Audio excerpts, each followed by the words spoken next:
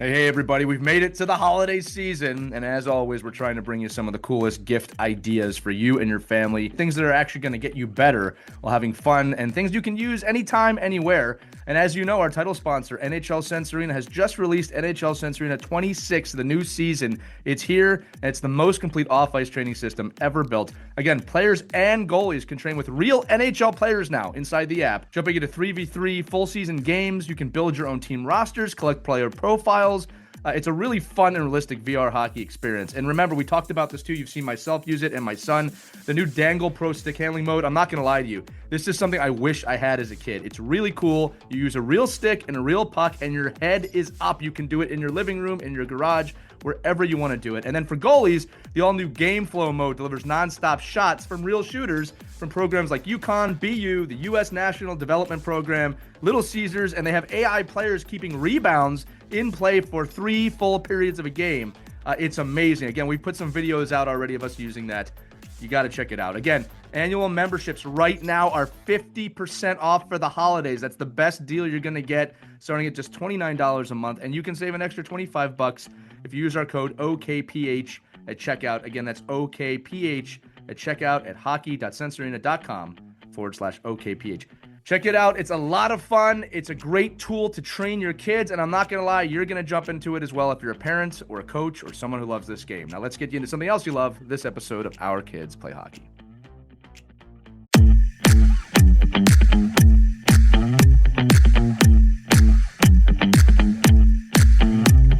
Hello, hockey friends and families around the world, and welcome to another episode of Our Girls Play Hockey. I'm your host, Lee Elias, joined by my co-host, Hayley Scamurra, and today we're celebrating a truly unique and historic moment in women's hockey.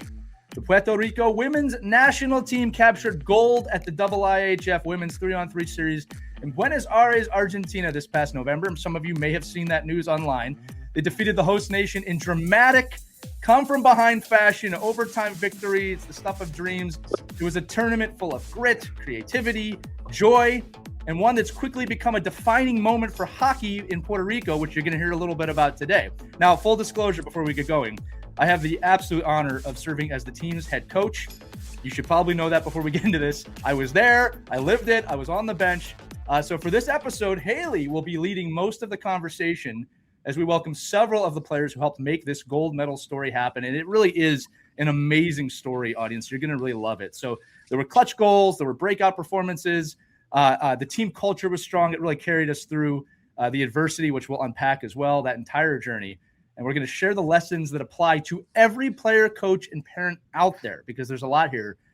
Let's get started. Our first two guests today are skaters Anastasia Sloan, or Stas for short as we call her, just finished a 4-year NCAA D1 collegiate playing career and student career at Sacred Heart University, and Kaylee Leffler, who played for UMass Boston, another hockey town. These two connected for the game-winning goal in overtime in the championship game, and Katie was named forward of the tournament. Both things we'll visit in a few. Katie, Stas, welcome to Our Girls Play Hockey. Thanks for having me. Yeah, we're excited.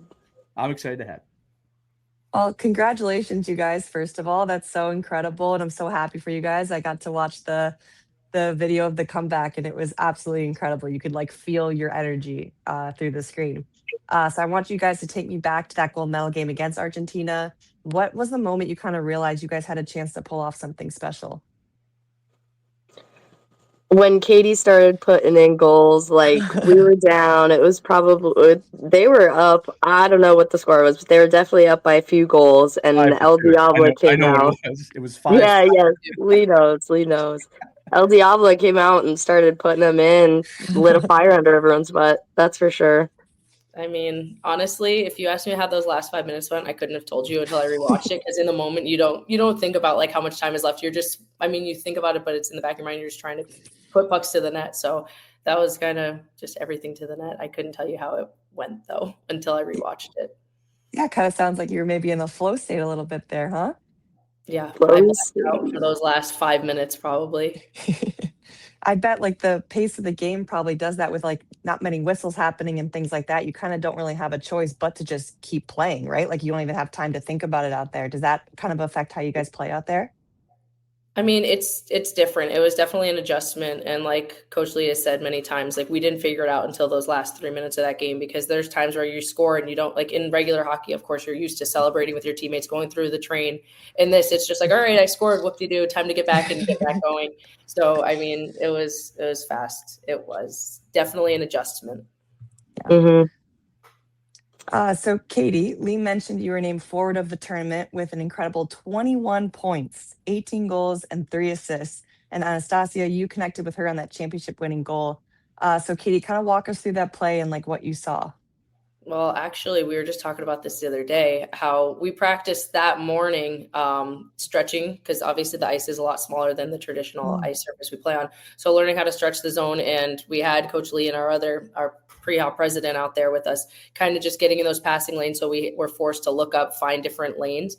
And in overtime, I remember when I got the puck, I was looking for Sophia, our captain, and I didn't feel it that she was going to see the pass. She had her back to me. So I was like, let me just hold on to it. And thankfully Stas just screamed, like she screamed my name. I looked up and there she was. And I think it hit off your big toe. So it's not the prettiest, but it worked. So it worked. Yeah. Stas, what did you see out there? What were you thinking?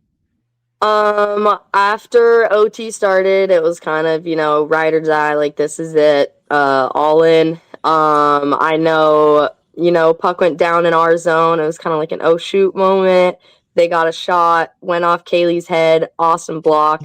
And then Katie took that down, and, I was just screaming, hoping someone could hear me. I didn't think I was that loud, and then she found it, nailed it. So, pretty sick. That's awesome. So coach, this team didn't run traditional positions. You rotated everyone through offense and defense. So what inspired this approach, and how did it bring out the team's best, you think? Yeah, it was interesting because 3-on-3 is a very different type of hockey. Katie alluded to that a few minutes ago with the no stoppages, and everything's a penalty, and every penalty is a penalty shot. So I knew early on when planning that I had to kind of throw out every 5-on-5 tactic that I know. And we actually said to the team that you have the talent, but we have to learn the tactics. And one of the things I realized was that other teams were still changing as forwards and D. And on such a small ice surface with no time, I thought from an acceleration point, everyone's got to play forward and D. So the way we quantified that was there's no forwards and defense. There's offensive hockey and defensive hockey, and everyone has to play a role. So instead of forwards and D, we had I called it the baseball lineup, like 1 through 11. This is today's lineup. And we would rotate in that order. The other reason I wanted to do that was an endurance side of things, right? So it's 6 games to win the gold medal. And, in 6 days, right? You have to find a way to prepare the athletes for that. Now our athletes trained and worked really hard to get ready for this event. And adrenaline will take you so far, but if you have a chance to watch that last game, and this isn't a shot at Argentina. I think they ran out of gas, and we had legs, and you can really see that the last 5 minutes of that game, the seesaw tip. So I think that was another benefit to that style of play. But I'll say this, what's cool from a coaching standpoint, and I actually love this. I love that thought of, I got to throw everything I know out the window and start from scratch. And then the fact that literally borrowed from another sport in terms of baseball to kind of set that lineup. And Hayley, it's funny because the lineup was very specifically placed. It wasn't in any way like the best player to the worst. We never looked at it like that. It was set up for balance. It was set up to complement players. I mean, Katie and I had a great discussion during the tournament about the lineup and where we should place her and how we should move people around. And I think it really benefited us at the end, especially from an endurance standpoint. But yeah, it's interesting to approach hockey from a really fresh perspective. And that's how that came to be. Oh, that's so cool. So how much time did you guys have to prepare prior to this tournament? Like, did you have a training camp of some kind? Did you guys meet at all? Like, how did that work? That's an interesting question. So very, very little. I mean, look, when you coach a national team, we have to use Zoom a lot. So we have a lot of meetings leading up to the event where I do a lot of talking. I do a lot of whiteboarding. I do my best to try and get everybody up to speed. But it's not really till we're at the event. And this is true for all events. We may get a practice. The IIHF was awesome. We had a practice every single day. But we have to learn as we go. And the players will tell you here in a minute too, that, the goal is to get better every game. And we really have to learn as we go. And I'll say it right. I totally clicked in the last 5 minutes of the game. It's a perfect play. I mean, it's amazing. And then for you, like Katie and Anastasia, like how do you go about, like, trying to think how to phrase it? Like, how do you guys like get to build that team culture together? Like, not doing a training camp together. Like, did you guys have a group chat? Like, how did that start? Katie, I'll start with you. Well, Stas is actually newer to the team, so she didn't really have as much communication with the rest of us. She kind of just clicked with us off the bat. I mean, she was here in Florida when we had a tournament back in August, but up until being in Argentina together, we weren't really in that much communication. A few of us do have chats. We've been playing together the last bit, but other than that, I mean, really it is just group chats, texting, all just being silly before, bonding over like the most random things, like a TV show, and just talking about that because you want a way to stay in contact. And obviously we're not playing that much hockey together always, so that we have to find other things to just chit chat about. And now that Stas is in, we kind of have our group chats with her, but before then there wasn't much. And then Stas luckily I did say to her that social anxiety is scared of her. She is one of the most outgoing people I've ever met. And she just clicked with all of us off the first night. So luckily she made it easy for us, but all of us have had a little like groups outside of the team chats for a little bit now. Yeah, I think I just got lucky with how, welcoming everyone was. I mean, the ages are like so different, throughout the team, and still we all connect really well. It was actually really fun because, I barely knew everyone when we sat down in Argentina, and then we're there for a week, and it's kind of just like a week of college hockey, no school. So I'm rooming with everyone, we're doing team meals, going on walks and stuff. So that's like the first key to bonding. And I guess I'm a little loud, so definitely not afraid of social anxiety. So that might help a little bit, but yeah, that's definitely not a bad thing. It's always good to have someone like the chatter in the locker room. You got to keep the energy up, keep the rhythm going. But kind of circling back to the positionless thing, right? What was your guys' like first reaction to that, and how did it affect how you communicated on the ice? Anastasia, I'll start with you. I was very defensively minded at first.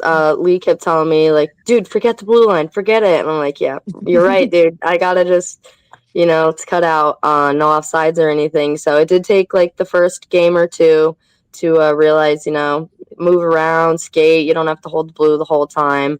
But yeah, it sunk in, and eventually, everyone started taking shots from different spots in the rink. So. Well, I want to say this real quick. So, and I should tell this to the audience too, with like very quickly, the 3-on-3 rules. There are no blue lines. Okay. So the blue line that you see in these games is actually called the retreat line. And the only purpose of that line is after you shoot, if there is a stoppage or a goal, the team that just shot has to retreat behind that line before they can engage. But there's no offsides. There is icing, which is a penalty, right? And the whole ice surface is in play. Now, what's funny about what Stas just said is she was holding the blue line, all this stuff. But on the last goal, she literally jumps all the way down the ice, gets behind the other team's D.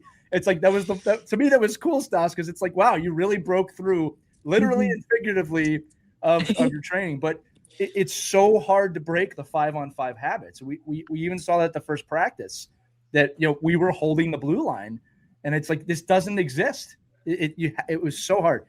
Sorry, Katie, I'll let you answer this too. I wanted to share that with the audience because you really have to break your traditional thinking. I mean, it was tough for me probably the whole tournament. I mean, of course you get used to it. At some points you go out of the zone and you're like, oh, I can go back in. But I mean, as Coach Lee knows, Stas probably knows by now too, just watch me. I like to try and build speed going behind the net. And obviously in traditional, I have to cut shorter because you can't go out of the zone. In this, I thought it was nice that, okay, I don't have room. I can turn out of the zone, have somebody try and crash the net. So it was more of just learning game by game and just kind of yelling to your teammates, keep moving, because everybody also kind of likes when you pull out of the zone, everybody else tries to pull out with you and they don't have to. Right. So that was just one part of it, was trying to make sure you're just yelling to each other, don't stop, go. And I mean, the whole tournament, it was definitely a challenge for the mental side of it. You see it and you don't want to think about it, but of course, just it's in you. You're used to seeing the blue line and knowing not to go out. So it was just learning game by game and just being vocal to try and break through that mental barrier. Yeah, well, look, you both really did that. And one thing I do want to mention is you both displayed incredible leadership during this tournament. And look, part of leadership, it's funny because we talk about this a lot on the show. It's not just the, wow, you carried the flag and, you put that goal in the net.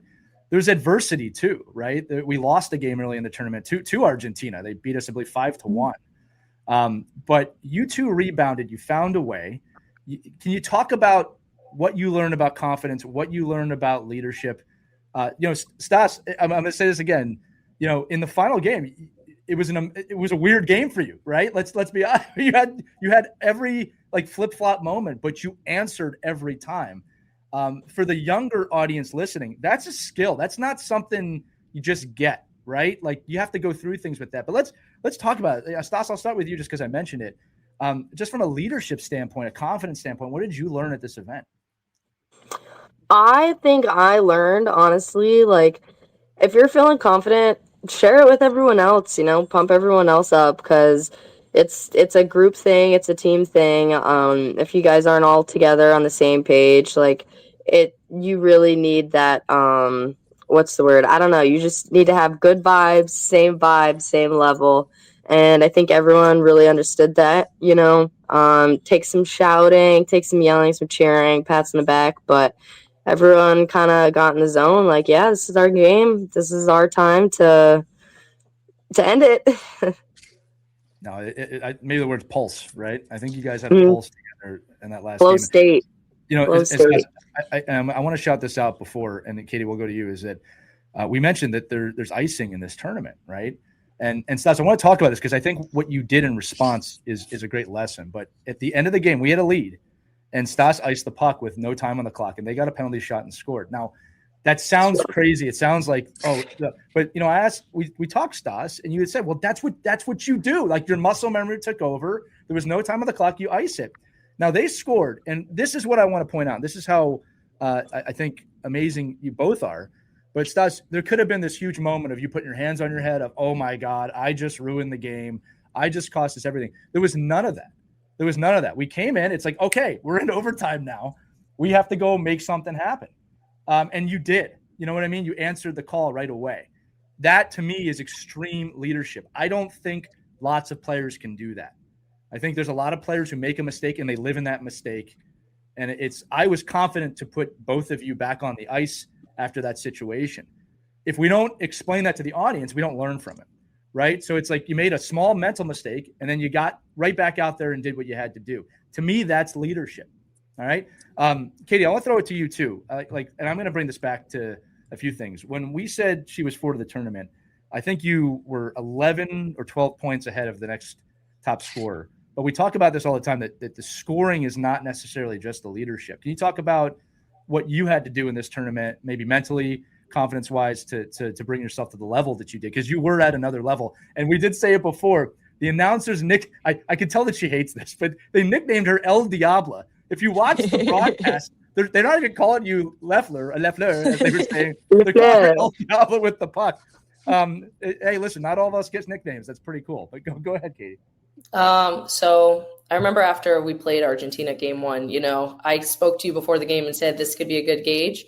And of course, then we go out there, we don't play our best hockey, and it was hard mentally, of course, because you're they seemed light years ahead of us on Monday night. Right. And we knew that if we were going to win this tournament, we're going to play them 4 days later, and something's got to drastically change. So I remember just the next day we had a doubleheader, which was nice because we were able to win a couple more games, kind of get that behind us. And then you called me after, and we spoke just about how frantic, I guess I could say, I was with the puck. And Monday night, that's how I felt. Every time we were on the ice, if they'd score, it I was doing what you just said we can't do. And I felt like I was hanging my head and then trying to do too much. So I think instead of trying to do too much, I tried to slow the game down, mentally at least. I don't know if it looks like it on the ice, but that's how it feels at least. And try to slow it down, and then include players that aren't always getting in a position to score. When we're up by 5 in a game, try and cycle the puck more, try and move the puck, get people confidence.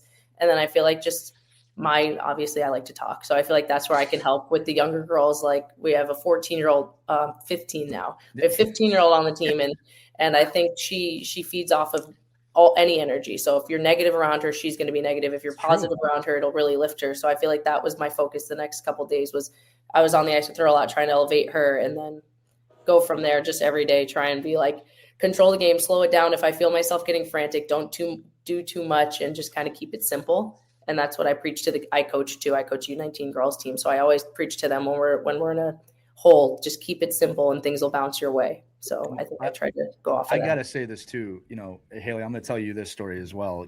I just talked about Stas's leadership, type of person Katie is. Katie requested, we were starting her like at the start of the games. And this is, again, the type of leader she is. She requested to move to a different place in the lineup. And it's not because she's not a good starter. It's she realized her teammates would benefit from her going. She brought that idea to me. That's the type of person that she is. I'm also going to say this too for the audience. We're going to link the video of this comeback. It is miracle level territory what these athletes did. We were down 5-2 with 3 minutes left in the game. Okay. I want you to think about where you're at in the game. If it's 5-2 with 3 minutes left, where your head's at. All right. And Katie went down and did a wraparound goal literally about, I think, at 3 minutes. And any despair, I think, that may have started to creep into the bench went away immediately. But Katie, not everybody can do that type of thing. Like I said, like Stas, I said about you coming back and being focused. Not everybody can be when that despair is crushing your stomach. And, most people will just throw the puck at the net. They'll just hope. You come down and make this full wraparound. It was like an exclamation point of, we're not done. We're not stopping. That started that triggered the whole thing to go our way. Amongst other things too. Like, look, everybody played a role. I'm not downplaying that, but we're talking about leadership right now. That's tough to do. And you did it. And I don't remember doing it. That was the best part. But it was awesome. Who scored what goal. I just remember when we took the lead, you see me on the ice jump a little, and I'm like, no, wait, can't get excited. So no, that was full out. And I said it earlier too. And like Hayley, like early in the tournament, we talked about like if you score, you can't celebrate, and if they score, you can't really feel bad about it. Mm-hmm. And when you watch, and again, Hayley, you saw it when you watch that last few minutes. It's just pure focus. There's really no emotional attachment. I will say Sabrina, who we're going to have on in a little bit, she did get a go-ahead goal or a leading goal, and she does this little and then she starts skating back right away. But like the discipline, the focus was there. I mean, as a coach, I was blown away. Someone asked me, and Hayley, I'll throw it back to you. Someone actually asked me after the game, what did you say to them to spawn that comeback? And I said, when your team comes back from 5-2, that's not coaching. That's the athletes deciding they're going to go win the game. I'm not taking any credit for that, right? Like it clicked. It clicked in the right moment.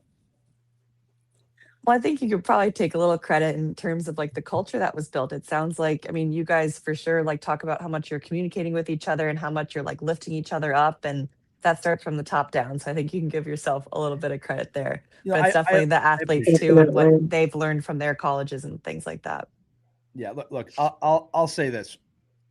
The gift for me, and I really mean this, and I appreciate what you just said, Hayley, is that I can preach team culture, but at the end of the day, the team has to accept it. Mm-hmm. And so I think the greatest gift that I get is that acceptance of that. Hey, we trust what you're doing. We trust your plan, and we want to buy into that plan. That's a choice. For the coaches listening, you got to build that, right? In youth hockey, it's a little different. I think kids have to listen, right? They have to do what you say. When you're coaching at this level, it's a choice. Right? Like you both played at higher levels than I did, right? It's a choice to listen to me. And I'm always humbled that you do that. But when I'm going to say it again, when you come back from 5-2 with 3 minutes left, it's the personification of that choice, mm-hmm. right? I said too, when they were handing the gold medals out, and ladies, I'm sure you felt this too. Every time they put the gold medal on someone's neck, they're also putting it on your neck. Like it's a family moment. You're so happy for everybody else, right? Hayley, you've experienced that too. So it's just, it's a pretty amazing time and an amazing moment. And I'm thankful to have been along for the ride. That's awesome. Hey, me too, man. So I'll just ask this too, because we have to get some of the other players on YouTube, but just final reflections. We have a lot of young athletes that listen to this show, and I'd love your thoughts for them, whether they're girls playing hockey, boys playing hockey, but they have a dream to play hockey at a high level. The this is very weird to say. Everyone on this call is a gold medalist, right? So what is your message to those young kids listening with that dream? I'll go first, I guess. I think what's kept me playing is I just have so much fun playing. As soon as you take it too serious, which isn't a bad thing to take it serious, but too serious, you're not having fun anymore. That's when your love for the game is going to die. So I think just every time you're out on the ice, be appreciative of that you're still able to play, because some people like you, coach, you have a serious injury. You're not able to get out there and play the level you'd like to play anymore, or even at all right now before the surgery. So as long as you're having fun, appreciating every moment, your love for the game won't die. Yeah, and I think, you really need to play for the people around you, play for the people that you're sharing the name on the front of your jersey with, because that's what's going to pull you all the way through. You can't do it alone, so you might as well do it together. Yeah. Hayley, feel free to share your thoughts, too, on this. On what? Sorry. No, it's okay. Just young kids listening with a dream, right? I mean, like everyone here is really pushing that dream forward. Yeah, I mean, I agree with what Katie was saying in terms of keeping it fun. I think that's kind of the cliche I always go back to, because I think sometimes we get really caught up in, just hockey and the seriousness of it, and like doing what we're told and being perfect. And it's like, that's not what the game's about. It's about having fun. It's about the camaraderie with your teammates and working together to achieve that goal. And so sometimes I think we kind of lose sight of that a little bit. And so it's just to remember we're having fun out there. It's got to be fun. I'm going to say it again. There's not a moment, even injured, and I'm not joking here, even injured with the injury that I have in my arm, I don't love going on the ice, getting off the ice. It still stays with you all the time. This has been a wonderful first half of this interview. We've got Katie and Stas on, both former collegiate players with amazing careers, connected for that gold medal. Next, we're going to have two freshmen in college joining us who are also on the team to discuss this further. Our next two guests are both standout freshman players at their school. Sabrina Honeycutt, who plays forward for the Liberty University, and Kaylee Awrachow, a name I love saying because it does not spell anything like it sounds, who is a netminder from Miami of Ohio. Both played major roles in the gold medal campaign. Sabrina, Kaylee, welcome to the show. Seeing me in a different light off the bench. I like it. Yeah, thank you. Here. Thank you for having us. Congratulations to you both on the gold medal. That's so incredible. Kaylee, I want to start with you.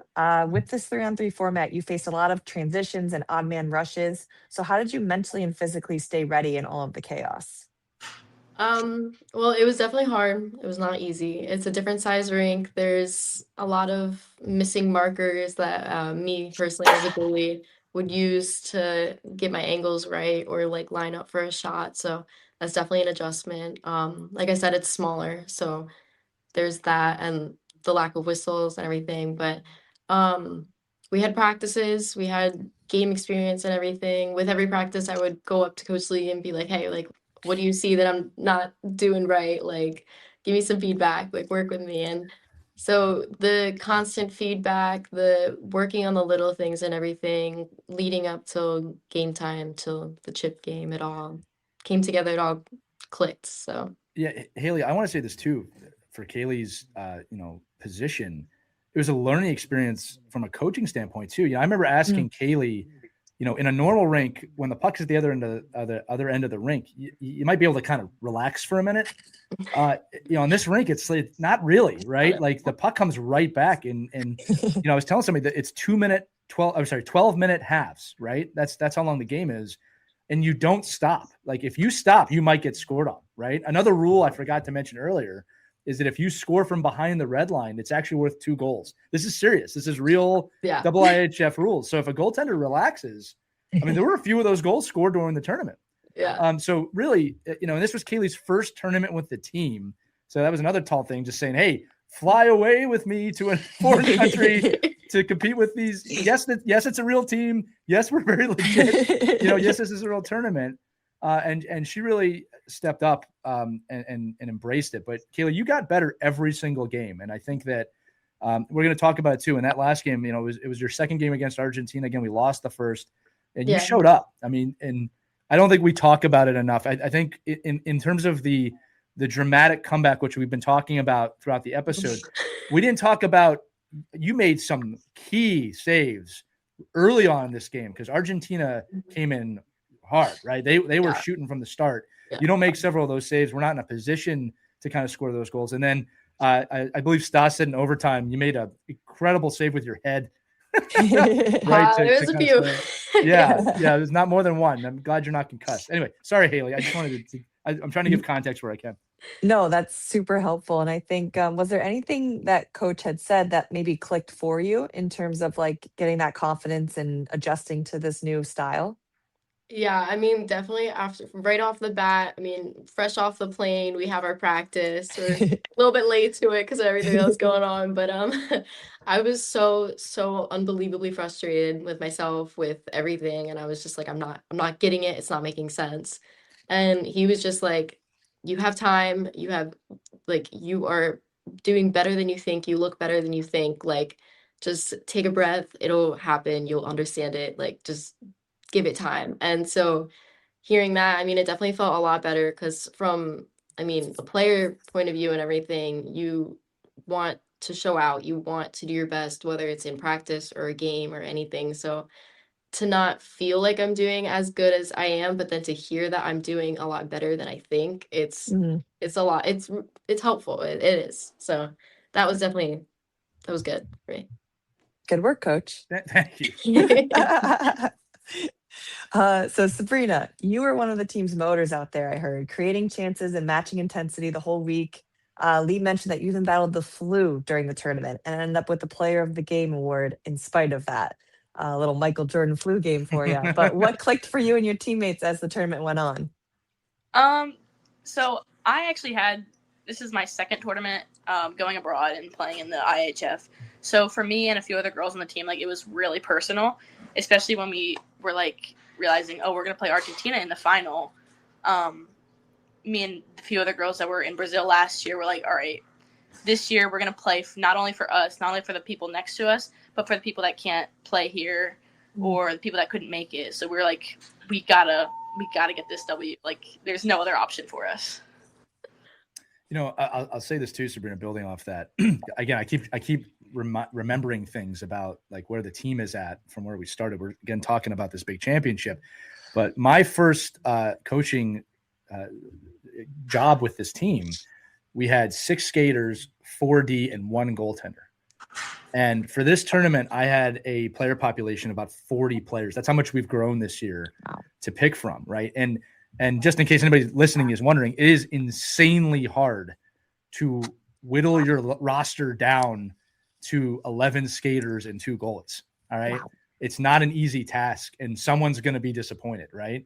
And again, you know, you can always do the hindsight's 2020, but I love that you said that, Sabrina, because there's a lot of athletes that could not be there because either, you know, they weren't chosen or they had some life going on, you know, and the fact that you recognize that is tremendous from a team culture standpoint, from a leadership standpoint, because we talk a lot in the locker room about how, you know, you got to play for the person sitting next to you. It's not just right? It's we.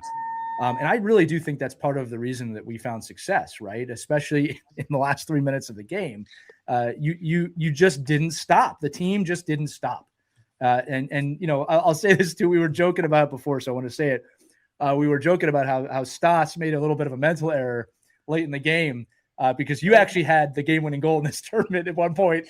But the reason I'm bringing that up, and this is a cool question about how the hockey is played, how we said you don't have time. You don't have time for anything in this tournament because not what you said, Kaylee, but like in terms of during the gameplay, you can't celebrate. You got to keep moving.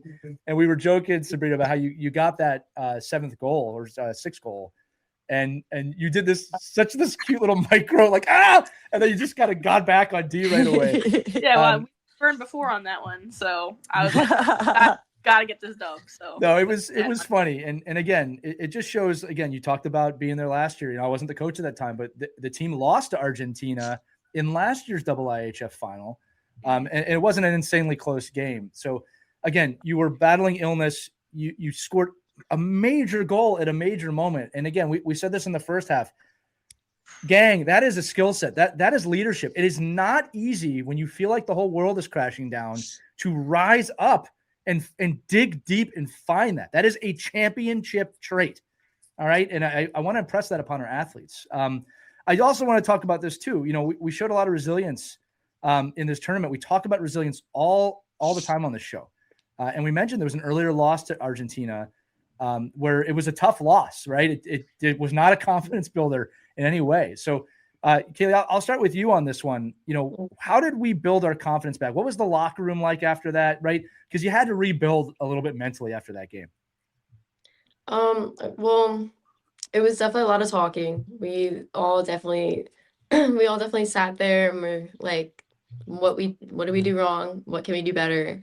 Like, what will we focus on to improve and all that stuff? But like to just put it all out there, like admit that some of us might not have played our best and might have hung our heads, but like just to be able to put it all out there and to just be brutally honest with your team because you are with them that whole week and only them that whole week. It definitely helps. It's just like building that trust, building that team like just working together in that way. Like we needed that game more than I wish it went, you know, like yeah, it was a loss, but it showed us what we needed to work on and what we needed to do for the next game. So I think we definitely needed that, and it was a good thing for us. So, Sabrina, you can share your thoughts on that too. Like it was because I think the things that they exposed on our team in that game actually ended up helping us because we really saw what we needed to fix. Mm-hmm. Yeah, definitely. And going off what Kaylee said, also like, we all had to be very brutally honest with not only ourselves, but with our teammates. And sometimes that is really difficult because you don't want to like offend them or anything, but we're all here to win a gold medal, and caring about somebody's feelings or, oh, that's offensive is not going to help you win a gold medal. And I can say probably with full confidence that after that loss, everybody on our team took it personal. And so, all right, what do we need to work on? What do they do well and what do they do bad? And we focused on that instead of moping on ourselves, be like, oh, we just lost. But we all focused, we all locked in that, all right, this is what we need to work on, this is what we need to do better. They're not going to see it coming in the next game. So, well, I can't tell you as your coach how proud that makes me. You know, and Hayley, this is something we talk about on the Our Girls show, is that, you know, what's unique for me as the coach of this team, and this is for the audience too, is you know, I'm used to being able to walk in the locker room at any point and coach. You know, when you coach women's hockey as a man, that's not an option. You can't just walk in the locker room, right? Mm-hmm. So there's a tremendous amount of responsibility on the players to lead the way that you both just spoke about, right? Where, you know, I can't necessarily always be that voice. So when players step up and take that level of accountability, as a coach, that is a massive gift. And we talk about the learning team being the best team, where you remove the ego. I mean, I love that you mentioned that. Like, we don't have time to focus on that. We have to get better. And it's such a testament to really all the players that you won a gold medal. I mean, and this shows you why. And boy, I just keep saying this, boy, did it click in the last 3 minutes of that game, what you're talking about right now. Scary. You know, keeping everybody on their toes. Yeah, you know, me, including me. Go ahead. Me Hayley, too. Yes. Oh my God. Well, you know, as teams, you do learn a lot from your losses. So it sounds like you guys really put that in action moving forward. And you could kind of tell, like, watching the game, like going into that overtime, like you guys were ready. You guys, I saw your bench cheering, like you were all like prepared for that moment. And I think it really showed. But, you know, speaking of that, playing for Puerto Rico, I'm sure comes with a lot of pride and purpose. So I want to kind of hear about what the atmosphere was like in Buenos Aires with the fans and the energy, and kind of realizing you're part of something historic here. So Kaylee, I'll start with you on that. Yeah, no, it was, oh my God. You can't even describe the feeling. I mean, you look up and there is just so many people just watching you, there for you, whether it's for you or against you, they're still there for you. So it was, and I've had crowds before, but not like no one was, it just meant so much more. Like there was so much more than just a game in front of me. It was so much more than like we were playing in a IIHF event for a gold medal. Like that is just something like you can't describe. Like that is insane. Sabrina, what are your thoughts? Yeah, it's a lot. I think they sold out tickets for that final game. They did. Wow. Yeah, so there was upwards of 600 people in that building watching us play, and it was just electric in there. The crowd was going crazy, and I can't lie, it felt really good to like silence them, like when we scored a goal, quiet down a little bit. Oh yeah. But it definitely means a whole lot, especially to know that there are people that are watching at home who can't be here, and just playing for them and playing for the people of the island who don't have hockey, and they're like, oh my gosh, this hockey team is representing us, like, and they're doing well. Like, that's really important. And especially since I've never been to the island, but I have family over there, knowing that they're watching me too, just makes me really proud to represent that country. That's incredible. I will add on, this makes me laugh. A few years ago, there was that no one watches women's hockey kind of moniker, and the PWHL has just destroyed that thought. But, it could be easy to say like women's hockey in Argentina. They sold out this is a 500 seat arena. All right. That's they awesome. sold it out. There's 700 people in there. There was people standing around the glass. I mean, flags waving. It was amazing. It was electric. All right. And I have to tell you about this moment. I'm a big storyteller because I actually thought this one might have been in my head. And then I finally watched the replay of the game before the overtime. And I mentioned that I had 3 skaters that did not see a shift in this game. Okay. That's just part of championship hockey. I had to shorten my bench. Not only were they the loudest proponents of their teammates, I heard them all game, but before the overtime, they started banging their sticks on our bench. Mm-hmm. And then the whole team started doing it. And I swore that they were louder than the crowd because the crowd was screaming. Oh. And I remember on the bench thinking, well, maybe it's just because I'm so close, but man, it sounds like they're matching them. I watched the replay and these 3, then eventually 11 players are matching the volume of this crowd. And again, this is overtime. The crowd's going nuts. All right. And I wish there was some scientific evidence to prove that was like another miracle, because I've never seen anything like that. And I'm going to bookend this. They didn't even play in the game. That's the type of teammates that they are, that they were rising up. They were doing anything they could. And I'll tell you what, I looked in the eyes of my players before this overtime, and all I saw was confidence. I mean, there was just no fear. It was just, we're going to go win this game now. And then they went out there and did it. I mean, it was just insane to me. Again, I'm thankful to be along for the ride. I'm starting to monologue now. No. Go ahead, Hayley. Sorry. Well, no, I was just going to agree with you. Like, watching it back, like, that's all I heard was your bench. So Right. I think it totally drowned out the crowd. So you're not biased in that sense. It was weird because that crowd was 500. Remember the movie 300? It was like that. It was like 500 people versus 12. It was amazing. Well, Lee, from a coaching perspective, what do you think this goal means, not just for Puerto Rico, but for the global growth of women's hockey? Oh, man. That's a big question. I'll start from kind of the micro and make it macro. For this team specifically, as a coach, when you win anything as a coach, you feel great about it, right? And you partake in it. As a coach, I have never wanted a win for my players more than this team, right? And it's not that I don't want that normally. It's just I wanted these athletes to experience this. They deserved it. They prepared. They trusted in the plan. They trusted in me. And for this season, we didn't have much to show for it. And it didn't seem right. You know what I mean? It's like we were doing the work. So the payoff of that for this specific team is unbelievable. Taking it bigger, we talk every single game, and I say it every single game. Do not forget what is on the front of your jersey. Hayley, again, you get to represent USA. These athletes get to represent Puerto Rico, which I would say is a pretty underserved hockey market, in the world. And Sabrina mentioned it. I know Kaylee has family too. To reconnect with your heritage, to understand there are people in San Juan, across the island, watching these games. There's families across the world watching these games. That is not something a lot of people get to experience. And I really do think that when you win that gold, you are sharing that with, and they say, we won. That's what you hear from the island. We won a gold medal, right? It's not just somebody else won it. And then getting even bigger, talking about, where this goes, I got to give a big shout out. The NHL, the Hockey News, the IIHF, Hip Latina. I mean, so many publications have shared this win, right? And it's not just because it was a dramatic win. It's showing the power of what a nation can do, what unity can come from this, right? And then from women's hockey, man, it was a sold-out arena in Argentina. Like, if you go back 5 years ago, no one's believing anything. No one's believing Puerto Rico has a team, much less a women's team.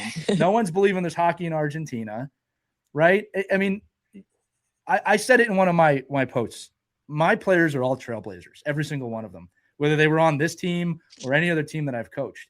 Because every time they step on the ice, this is true for you two, it's true for Katie and Stotts, it's true for every player on my team. And you girls know this. There's some young kid watching this that has never seen it happen. Like, no woman of Puerto Rican heritage who wants to play hockey has ever seen a team win a double IHF gold medal until now. That did not exist. Now, for me growing up, I've seen my teams win gold medals as a male hockey player. I was raised on it, right? You guys are trailblazing every single time you step on that ice. All of you. Hayley, you're obviously included in this too. Don't get me wrong. I'm just high up on my team at the moment. Of course.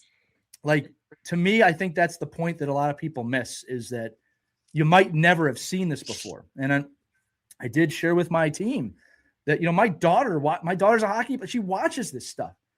She says Puerto Rico is my favorite hockey team. Like, that's not a thing a few years ago. Like, that's why this is such a trailblazing moment. And, again, Kaylee and Sabrina, I've told you, she watched that game.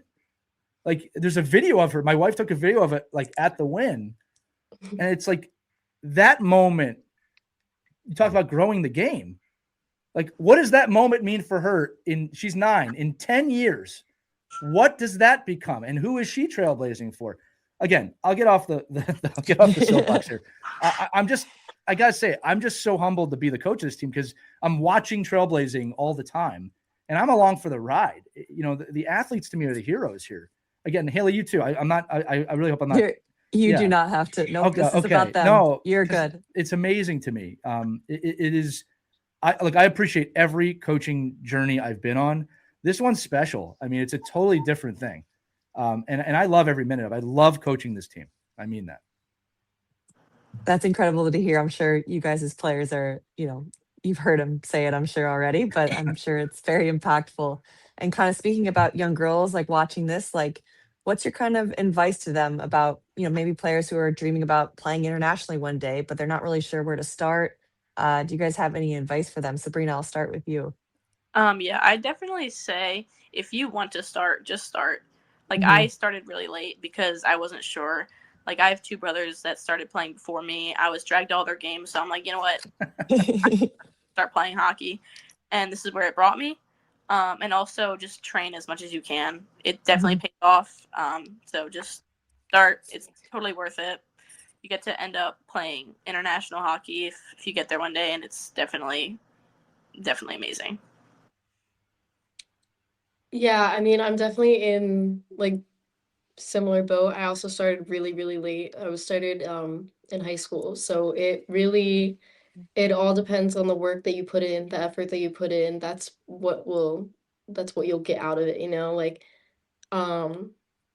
if you can get on the ice often, if you can get in the gym often, if you could go on a run, like, just do what you can, and whatever happens. I mean, I don't even know how I got here. I got a call from Coach Lee. He was like, you know what? And I was like, yeah, I mean, of course I'm coming. Yeah, can't pass that up. So, it's just the effort that you put in is what you'll get out of it. And I mean, that's all you can do. Yeah. And I'll follow up with that too, saying that for a team like this, look, the age range of this team, our youngest player was 13. And again, she's quite good at the game.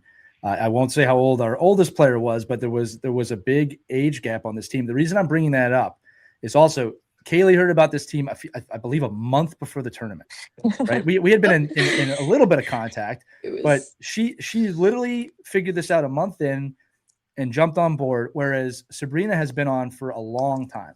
Right. So when you think about the dynamic, You've got players that have been here for years, players who have been here for months. You've got young players. You've got, older players. It's an amazing dynamic, and they all have to come under one flag, one thing for you to play for. I mean, it really shows how the team bond is, and Hayley, I actually got a question for you too. One of the things I love about the IIHF, and I should say it's the International Ice Hockey Federation. For those of you who don't know, I should say that it's basically the governing body of hockey for the world, right? This is who is involved in the Olympics, the World Championships. If you've ever watched the World Junior Championship, that's usually the most popular one. It's all the same, right? But the IIHF really bonds the hockey world. So, Hayley, it's a place where people such as yourself and these athletes can all compete for gold in some form. What is your take on how the IIHF impacts the game? And I said before to our other two guests, everyone here is a gold medalist in the IIHF. I mean, it's amazing when you think about it. Yeah, I mean, I think it's incredible, like when you do get to meet for tournaments like that, like a World Championships or an Olympics, and you see all of these countries that are able to come in and join, and all the new countries that have started to have teams, and it really is growing exponentially. And it's really fun to see. And then in terms of the disparity between the teams, like that's also getting closer. And, our last tournament in Czech was absolutely incredible.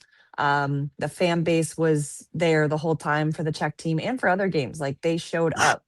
And I just think they really help cultivate the growth of the game that's kind of already there, and it kind of keeps it growing exponentially. Yeah, and it really is amazing. And again, for the audience listening, the 3-on-3 tournament is not a one-off thing. They are looking to grow this game. The real quick info on it is that it's a lot easier to build these smaller rinks because the rink is about half the size of a normal rink in the city, right? This tournament took place downtown Buenos Aires. We were in the city. And it's also great for nations and countries that maybe don't have the massive hockey population of a USA or a Canada to get them on the ice. So it is a massive part of growing the game. And the IIHF really does an amazing job with that aspect of it. But guys, listen, that's our time. Kaylee, Sabrina, just tremendous stuff, not just on the ice, but off the ice. Can't thank you guys enough for being here. Thank you for having us. No, this is actually insane. So thank you. You earned it, kid. All right, go ahead, Sabrina. No, I said thank you for having us. Great talking. Well, I don't usually get to see this, but I'll see you guys soon. And all right, that's going to do it for this edition of Our Girls Play Hockey. Remember, if you have a topic or a thought or something you want to talk about, email us at team@ourkidsplayhockey, or look at the links accompanying this video. We'll put the full comeback video in there. You can also just message us anything with your name. It's all in the description following the show. But for Hayley Scamurra, I'm Lee Elias. We will see you on the next Our Girls Play Hockey. Thank you for taking a listen to our journey, my friends. I hope you learned something. Take care. We hope you enjoyed this edition of Our Kids Play Hockey. Make sure to like and subscribe right now if you found value wherever you're listening, whether it's a podcast network, a social media network, or our website, ourkidsplayhockey.com. Also, make sure to check out our children's book, When Hockey Stops, at whenhockeystops.com. It's a book that helps children deal with adversity in the game and in life. We're very proud of it. But thanks so much for listening to this edition of Our Kids Play Hockey, and we'll see you on the next episode.